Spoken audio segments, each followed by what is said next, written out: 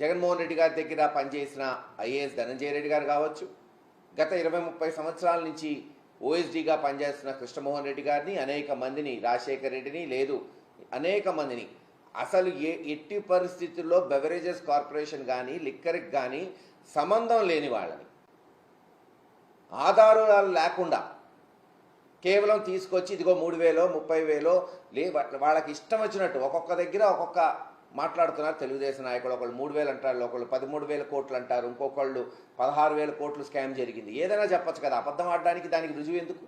ఎంతైనా చెప్పచ్చు. అలా చెప్తూ ఓ స్కామ్ జరిగింది, ఇదిగో వీళ్ళని అరెస్ట్ చేస్తున్నాం, వాళ్ళని అరెస్ట్ చేస్తున్నాం, ఒక సిట్ వేసాం, ఆ సిట్లో తెలుగుదేశం మరి కనీసం పచ్చ చొక్కా వేసుకోకర్లా పోలీసులే తెలుగుదేశానికి పనిచేస్తున్నట్టు ముఖ్యమంత్రి పేషి నుంచి ఇదిగో పలానోడిని అరెస్ట్ చేయి, పలానోడిని అరెస్ట్ చేయి, వాళ్ళని అరెస్ట్ చేయటం, కోర్టులో ప్రొడ్యూస్ చేయటం. చివరికి కోర్టులో కూడా ఏమైనా సాక్ష్యాలు ఉన్నాయని అడిగితే ఇస్తాం, త్వరలో ఇస్తాం, ఎప్పుడు ఇస్తారో తెలీదు. కేవలం ఏంటంటే అరెస్ట్ చేయాలి, ఈ కేసు నిలబడిద్దా, రేపు అసలు ఇది అసలు శిక్షలు పడతాయి, ఏం లేవని వాళ్ళకి తెలుసు, కానీ మేము అరెస్ట్ చేస్తాం అంతే.